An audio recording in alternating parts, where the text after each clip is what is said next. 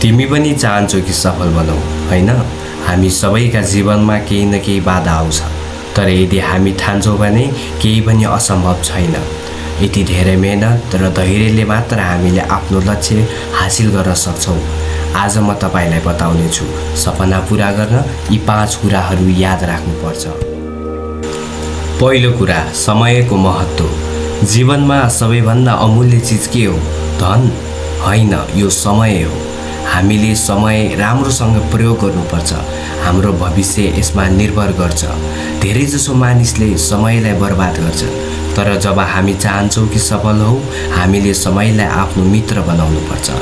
समय र मेहनतको सही संयोगले मात्र सफलता मिल्छ। दोस्रो कुरा, सङ्घर्ष र मेहनत।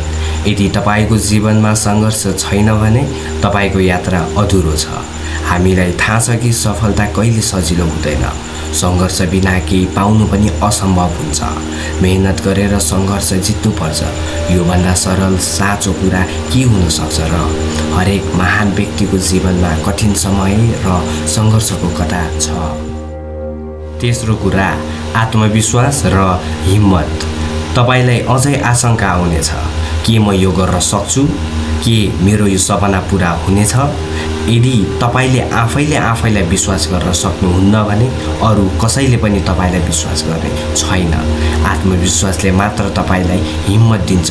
तपाईले आफ्ना डरलाई पराजित गर्नुहोस्। हिम्मत बिना सफलता प्राप्त गर्न सकिँदैन। चौथो कुरा, निरन्तरता र धैर्य। कुनै पनि लक्ष्य प्राप्त गर्नको लागि तपाईलाई निरन्तरता चाहिन्छ। जब तपाईले मेहनत गर्न थाल्नुहुन्छ, त्यसपछि परिणाम तुरुन्त आउने छैन।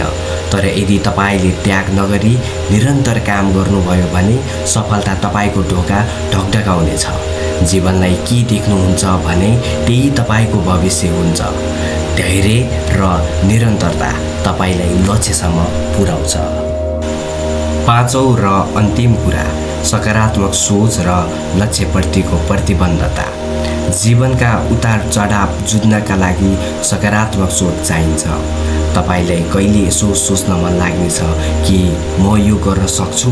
त्यसैले हरेक दिन सकारात्मक सोच राख्नुहोस् र आफ्नो लक्ष्यप्रति प्रतिबद्ध रहनुहोस्।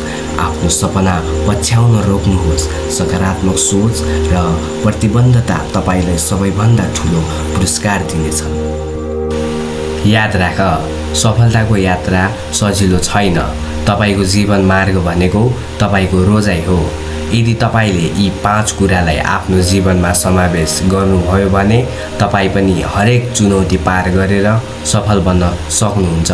अब भने आफ्नो लक्ष्यमा केन्द्रित रहनुहोस्, डर नगर्नुहोस् र सधैँ अघि बढ्न प्रयास गर्नुहोस्।